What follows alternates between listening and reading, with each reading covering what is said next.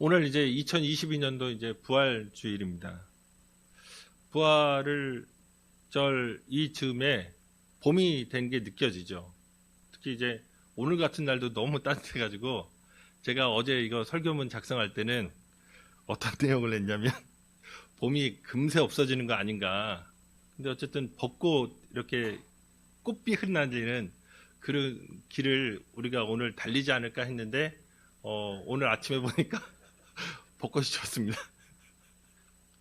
벚꽃이 졌는데 보니까 벚꽃도 하얀 벚꽃은 일찍 지고 붉은색 벚꽃은 지금도 이제 피어 있죠.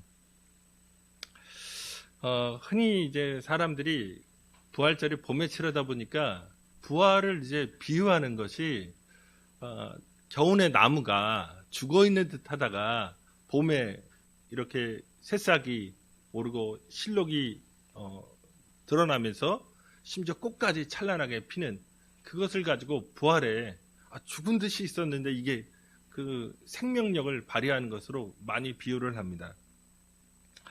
하지만 이제 부활이 이렇게 어떤 죽은 듯이 보이던 그 겨우내 잠잠했던 그 생명의 모습이 그 새싹으로 실록으로 아니면 그 꽃으로 드러나는 것과 비교하는 것이 적당한 것이냐.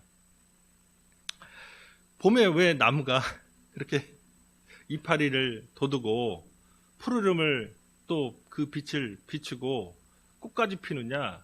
죽지 않았기 때문에 그렇죠. 죽은 나무는 봄이 되든 심지어 그렇게 푸르러지는 여름에도 변화가 없습니다. 아무런 생명의 기운이 나타나지 않습니다. 그러니까 겨울을 지낸 나무와 예수 그리스도의 부활을 비교하는 것이 적당하지 않은 겁니다. 생명이 있기 때문에 변화가 가능하고 생명이 있기 때문에 뭔가 현상이 나타나는 것이지 죽은 존재에게 죽은 사람이든 나무이든 아무런 변화가 나타날 수 없습니다. 인간도 살아있기 때문에 피곤하고 지쳐도 뭔가 잠이라는 것을 자고 약간의 음식물이라도 섭취하면 또 기운을 얻어서 자기가 감당해야만 하는 그런 일들을 행할 수 있죠. 살아있으니까. 근데 죽은 사람에게 아무리 고열량의 음식을 드시라고 제사상을 제밥을 아무리 차려놓은들 아무 소용이 없습니다. 여기다가 고농축의 약을 주입하고 링거를 맞춰도 죽은 사람에게는 반응이 없죠.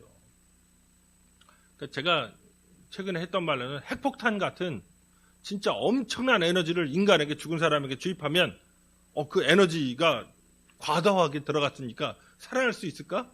살아날 수 없습니다. 죽은 사람은 살아날 수 없는 겁니다. 그러니까 우리가 사도신경에서부터 고백하고 있는 예수 그리스도께서 죽은 지 사흘 만에 다시 살아나셨다고 하는 이 고백은 하나님이 아니시면 할 수가 없는 겁니다.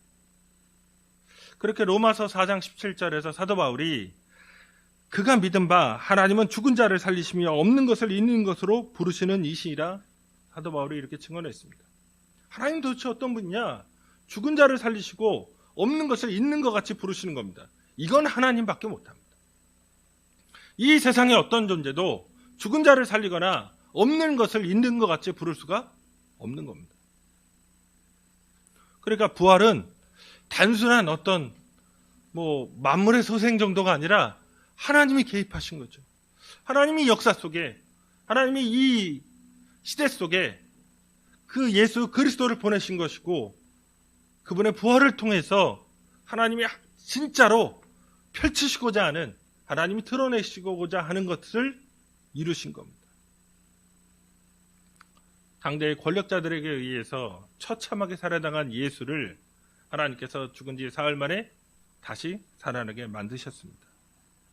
그래서 오늘 부활절을 맞이해서 이 전능하신 하나님께서 이 사망 권세와 죄와 사망 권세로 가득한 이 땅에 우리의 인간사에 개입하신 이 그리스도 예수의 부활을 통해서 우리의 신앙의 본질이 도대체 무엇이고 기독교 신앙에 그 다음에 그 신앙인답게 그 신앙에 맞게 어떻게 하면 온전한 신앙을 우리가 살아갈 수 있는지에 대해서 함께 이제 숙고하고 은혜를 나누는 시간을 갖기를 원합니다. 우선적으로 우리가 생각할 것은 우리가 믿는 기독교 신앙은 예수 그리스도의 죽음에 초점을 맞추는, 거기에만 초점 맞추는 죽음의 종교가 아니라는 겁니다. 기독교 신앙에 있어서 이 십자가의 중요성은 아무리 강조해도 진짜 지나치지 않은 아주 결정적인 사건 중에 하나입니다. 십자가를 통해서 예수님께서 우리의 죄를 담당하시고 죽으심으로 하나님이 우리를 용서하셨습니다. 그래서 그 용서받은 우리가 되어서 하나님의 백성이 되었죠. 근데 그 용서받은 정도가 아니라 하나님이 우리를 양자 삼으셨습니다. 입양하신 거죠. 그래서 우리가 하나님의 자녀가 되었어요.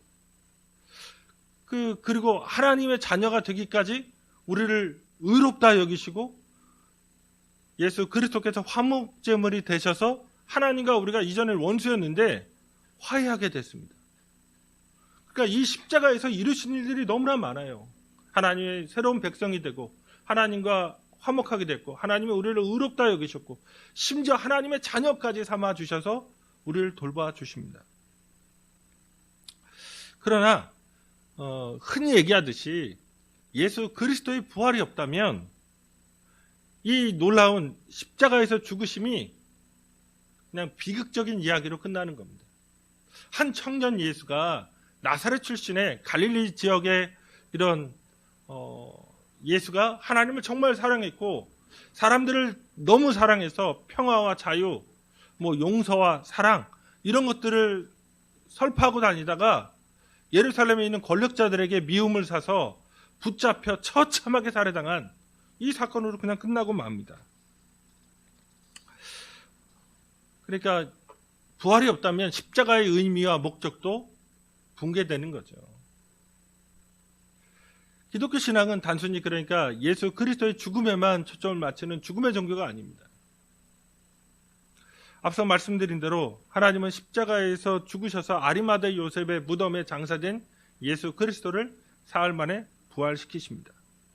그래서 그 십자가가 우리를 위한 죄 용서였다는 것, 우리를 사랑하신 것이었다는 것, 하나님이 이 세상에 개입하셨다는 것, 하나님이 우리를 위해서 그 장래에 영원한 생명까지도 예비하신다고 하는 그 구원의 모습과 목적을 분명하게 드러내 주십니다. 십자가는 십자가에서 마무리되는 것이 아니라 십자가를 통해서 이루어지는 구원, 영원한 생명을 향해 나아가는 의미를 가지고 있다는 것을 부활을 통해 하나님이 보여주셨습니다.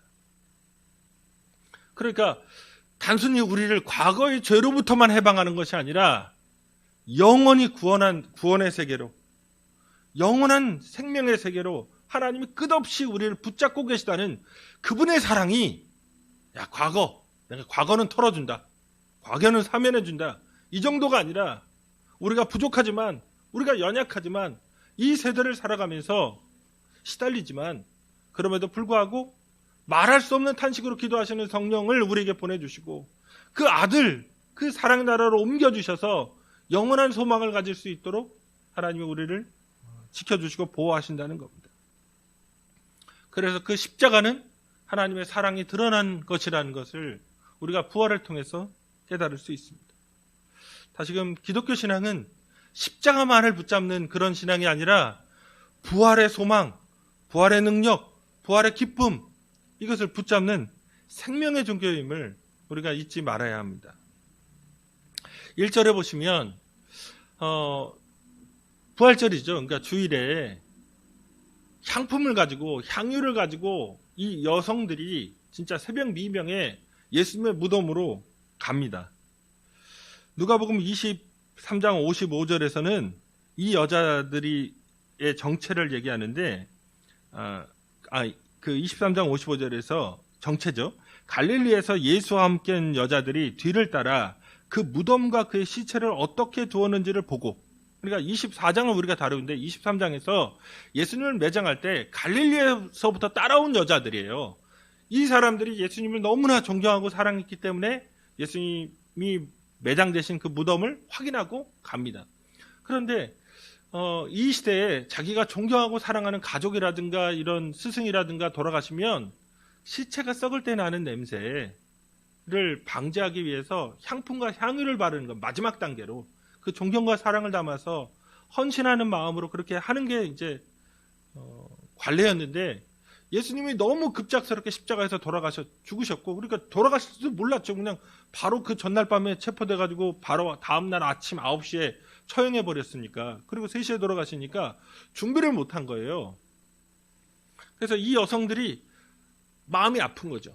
그래서 예수님에게 향품과 향유를 바르기 위해서 움직일 수 있는, 이제 안식일 끝나고 주일 아침이 되었을 때 드디어 이제 움직이기 시작한 겁니다. 이 여자들은 예수님이 부활하실 거라고 생각을 못했습니다. 그런데 오늘 우리가 본문에 이 여자들이 누군지 나오죠. 이름이 막달라 마리아, 요한나, 야고보의 어머니 마리아, 또 그들과 함께한 다른 여자들. 지금 일단의 여성들이 움직였습니다. 어쨌든 간에 죽음의 종교입니다. 그냥 예수님에게 마지막 예우를 해야겠다는 생각밖에 못한 겁니다. 그런데 이 여성들이 무덤에 갔더니 무덤에 그 거대한 돌, 크고 무거운 돌이 옮겨져 있고, 무덤에 들어가 보니까 예수님의 시체는 온데간데 없고, 정말 충격적인 그런 거죠. 아마도 이제 도둑질 당했다 정도로 이제 생각을 했을 겁니다. 근데 4절에 보면 바로 그때 갑자기 찬란한 옷을 입은 두 사람이 곁에 서 있는 것을 발견합니다. 그 무덤 어둡고, 지금 무덤은 이제 지하인데 거기에서 이제 빛을 발한 자체 발광, 그렇죠. 뭐 LED도 아니고 뭐 하여튼 뭔가 빛이 나니까 이게 천사인 줄 알죠. 그러니까 땅에 얼굴을 대고 엎드립니다. 두려워합니다. 그랬더니 이 두 사람이 그 여인들에게 어찌하여 살아있는 자를 죽은 자 가운데서 찾느냐 질문합니다. 그러면서 6절에서 여기 계시지 않고 살아나셨느니라 말합니다.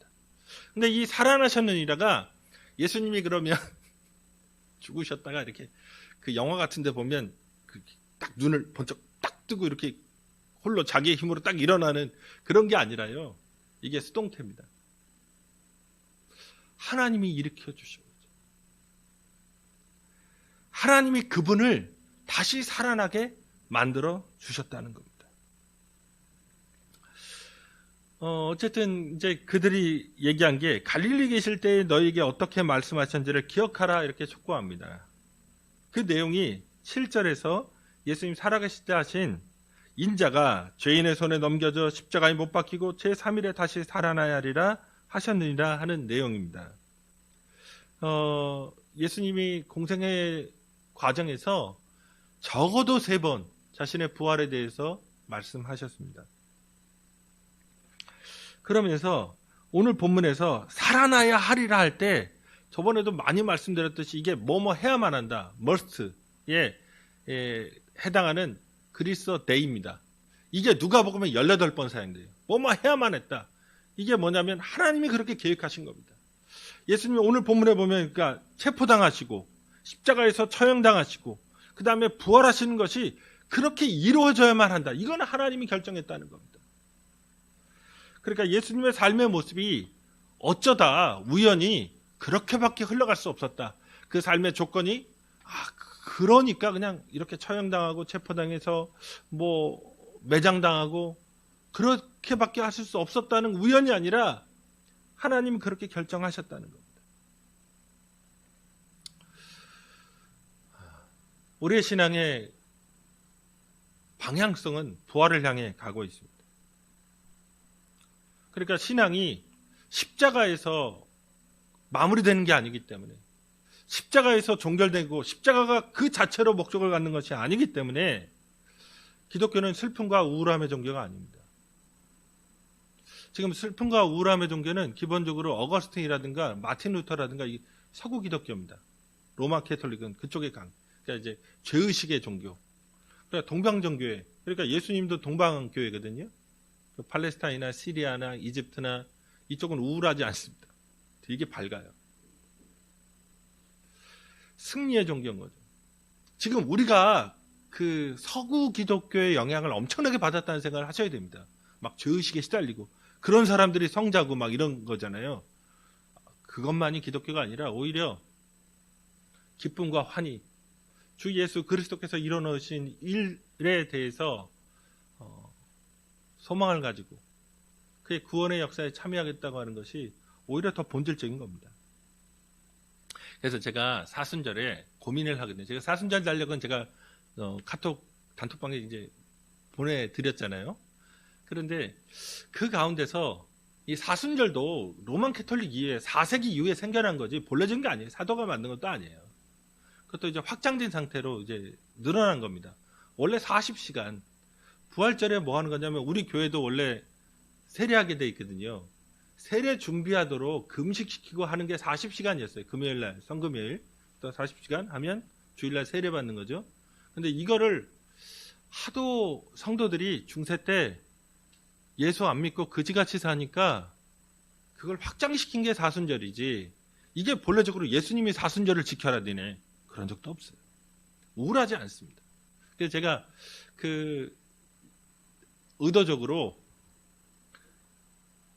고난주간에 교회 묵상 보낼 때 뭐 십자가를 우리 생각합시다 막 해가지고 일주일 뭐 특별로 이렇게 뭐 작성하려고 하다가 그렇게 우울한 게 아니니까 기독교가. 그래서 일부러 그렇게 보내지는 않았습니다.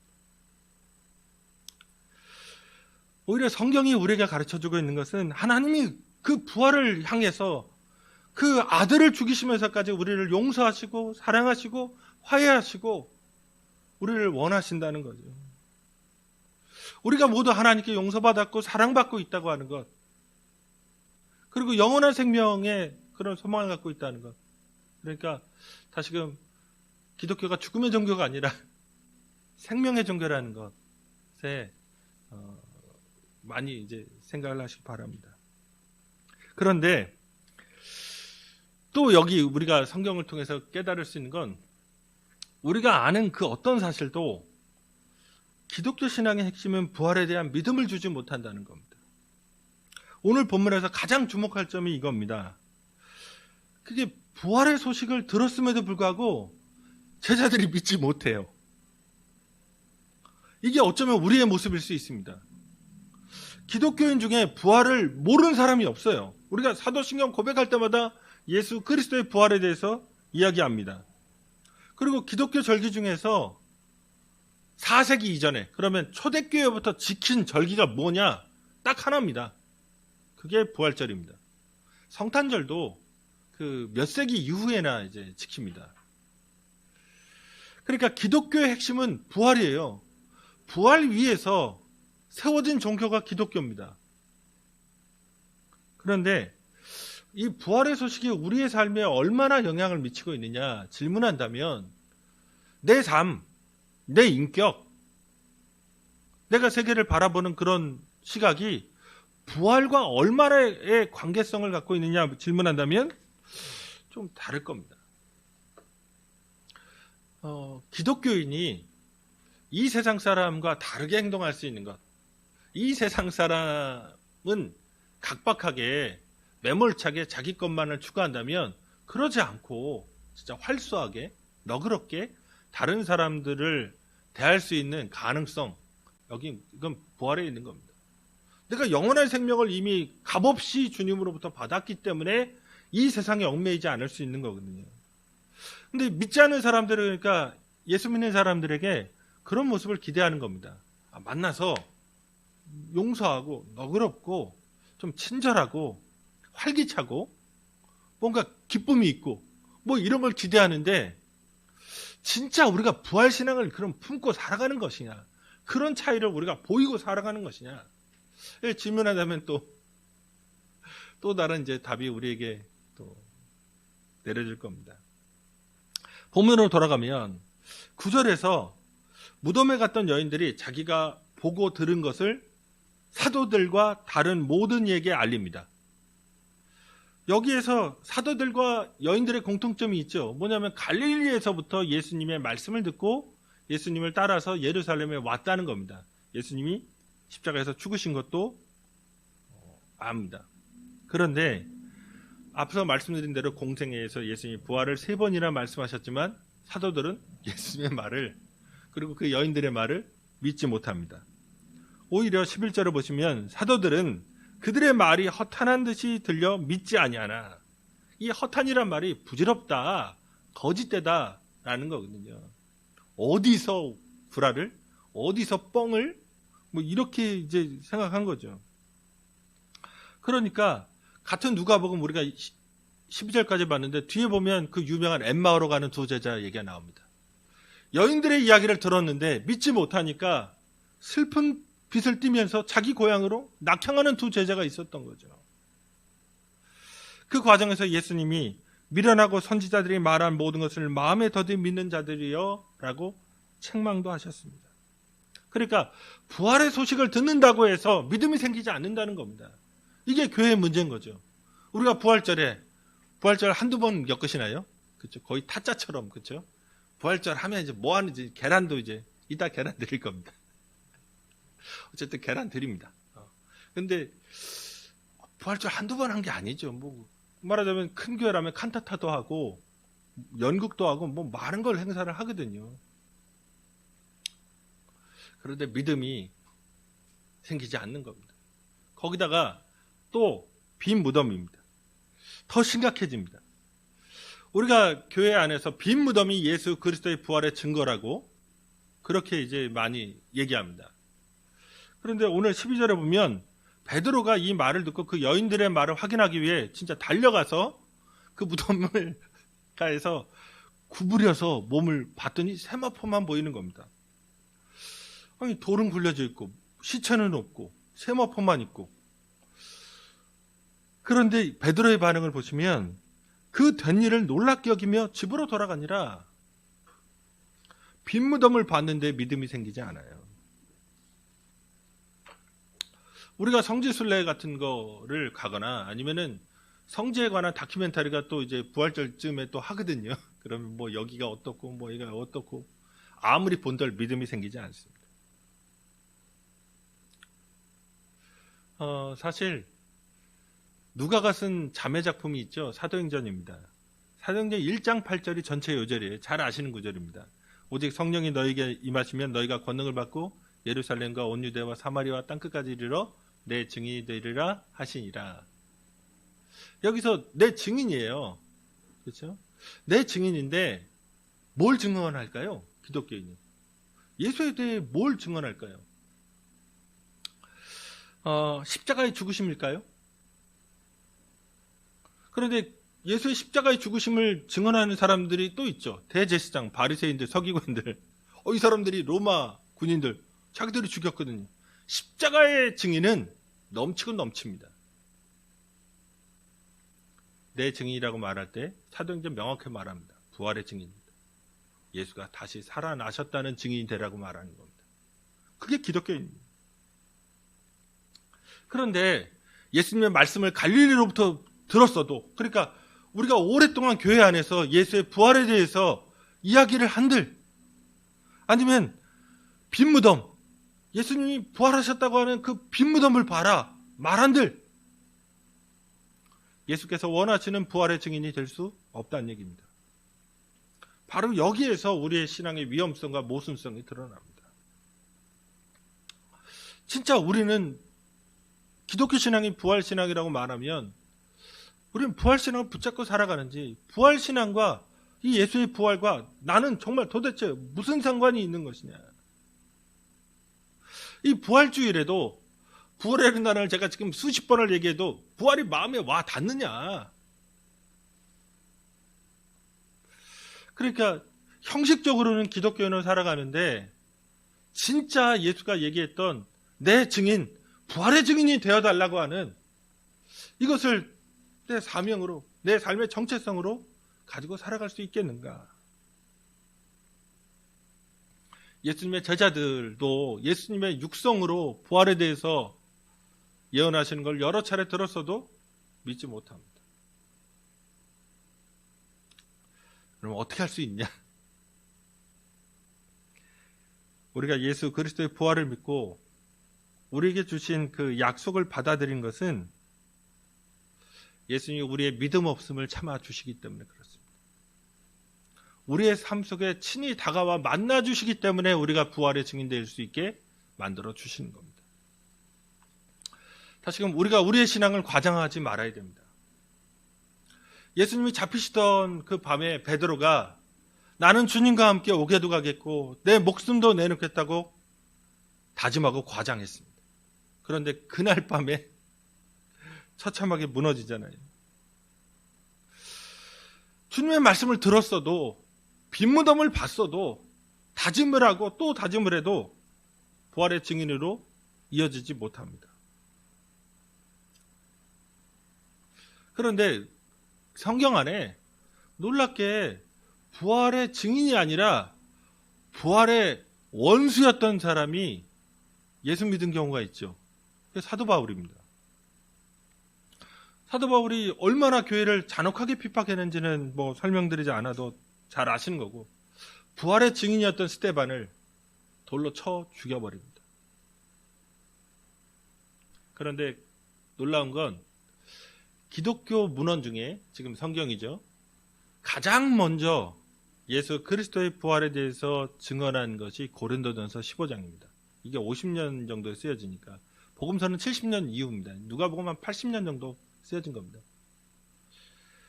그러니까 기독교 문헌에서 예수의 부활에 대해서 처음으로 그렇게 강력하게 증언한 게 고린도전서 15장이다. 바울이 제시하는 어떻게 자기가 그렇게 회심할 수 있었는지, 부활의 증인이 될 수 있는지를 얘기하는 장면이 있습니다. 3절에서 11절을 보시면, 내가 받은 것을 먼저 너에게 전하였노니 이는 성경대로 그리스도께서 우리 죄를 위하여 죽으시고 장사 지낸 바 되셨다가 성경대로 사흘 만에 다시 살아나사 게바에게 보이시고 후에 12제자에게와 그 후에 500의 형제에게 일시에 보이셨나니 그 중에 지금까지 대다수는 살아있고 어떤 사람은 잠들었으며 그 후에 야고보에게 보이셨으며 그 후에 모든 사도에게와 맨 나중에 만삭되지 못하여 난 자 같은 내게도 보이셨느니라. 나는 사도 중에 가장 작은 자라. 나는 하나님의 교회를 박해하였으므로 사도라 칭함받기를 감당하지 못할 자니라. 그러나 내가 나된 것은 하나님의 은혜로 된 것이니 내게 주신 그의 은혜가 헛되지 아니하여 내가 모든 사도보다 더 많이 수고하였으나 내가 한 것이 아니요 오직 나와 함께 하신 하나님의 은혜로라. 그러므로 나나 그들이나 이같이 전파하매 너희도 이같이 믿었느니라. 지금 초대교회가 공유했던 이 같은 복음, 예수의 부활의 증인되는 이 복음의 핵심이 있죠. 오늘 한번 읽어보시면 제일 많이 나타난 단어가 있습니다. 보이셨다는 겁니다. 베드로에게도 보이셨고 야고보에게도 보이셨고 사도들에게 보이셨고 만삭이 돼도 나지 못하는 나에게도 보이셨다는 겁니다. 예수님이 찾아와 주신 거죠. 이 모든 사람이 부활을 믿지 못했습니다. 그 어떤 빈무덤을 본들, 사람들이 부활했다고 말한들 믿지 못했어요. 그러나 놀랍게 예수님이 그들에게 오셔서 자신이 부활하셨음을 친히 보여주셨습니다. 오늘 누가복음에 봐도 엠마오라고 가는 두 제자도 믿지 못해서 낙청할 때 예수님이 그들을 따라잡으셔서 그들과 대화하시고 그들과 함께 먹는, 그래서 그들에게 예수님의 부활을 입증하셨습니다. 누가복음 뒤를 보면 제자들에게 나타나셨는데 유령인 줄 알아요. 무서워합니다. 그러니까 예수님이 어찌하여 두려워하냐, 어찌하여 마음에 의심이 일어나냐 질문하시고 먹을 걸 달라 하시고 같이 먹고 마십니다. 그렇습니다. 오늘 우리의 신앙, 아까 과장하지 말자고 했는데 우리가 부활 잘 못 믿습니다. 기독교 신앙의 핵심이 부활인들, 내 삶에서 부활이 작동한다고 하는 것, 내 삶이 지금 다람쥐 쳇바퀴 도는 것 같고 뭔가 건강은 안 좋아지고 내 삶은 해체되는 것 같고 내 미래가 있을까? 이렇게 살다 그냥 뭐 누가 하나 기억하지 못하는 그런 존재로 그냥 끝나는 거 아니냐? 뭐 내 인생 뭐 대단한 게 이제 더 남아있을까? 뭐 그런 생각도 할 수 있습니다. 혹은 젊은이라고 해도 뭐 예외가 아니죠. 누가 나를 밀어주거나 끌어주는 사람도 없고, 이 세상 안에서 성공이라고 하는 것, 진짜 서울에 집 한 채 사는 것, 그게 진짜 이제 꿈 같은 이야기가 돼버린 그 현실 속에서 인생의 의미가 도대체 무엇일까 고민할 수도 있습니다. 그러나 놀랍게 이런 우리의 믿음 없음을 주님이 아십니다. 제자들이 믿음이 있어서 지금 찾아오신 게 아니잖아요.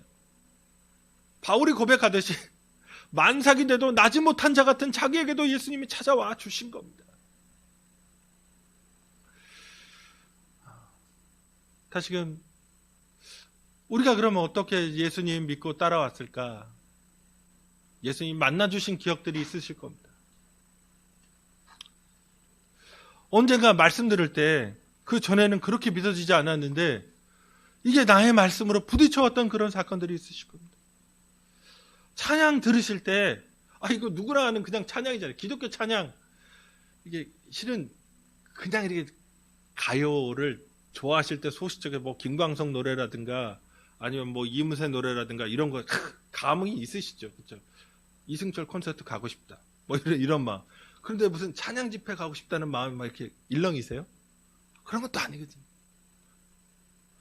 그런데 어느 순간 찬양을 듣는데 내 마음에 진짜 그 모든 영혼의 갈증이 해소되고 눈물이 흘러나오고 그런 놀라운 고백들이 있잖아요. 예배 드리는데 그 찬양 듣는데 진짜 내 마음이 무너져 내려서 정말 주님밖에 없다는 고백에 이어졌던 그런 경험들이 있으실 겁니다.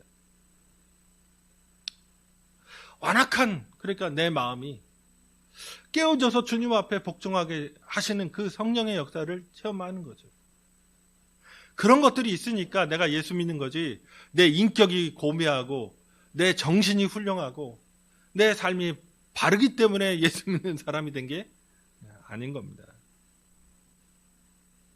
내가 예수의 부활을 증언하고 예수를 사랑하고 그분이 약속하신 그 말씀들을 믿고 또 우리에게 허락하신 이 교회 공동체 안에서 교제를 이어가고 코이노니아를 하고 그 모든 것들이 내가 부족해도 연약해도 나를 싫어버리지 않고 나를 끝까지 용서하시는 그 주님 나에게 다가와 주시는 내 믿음 없는 현장에 내 믿음 없는 순간에 나에게 그 거룩한 십자가에 몸짓고 피 흘리신 몸으로 다가와 주신 주님의 은혜가 있기 때문에 우리가 예수 믿고 기독교인으로 살아가는 겁니다.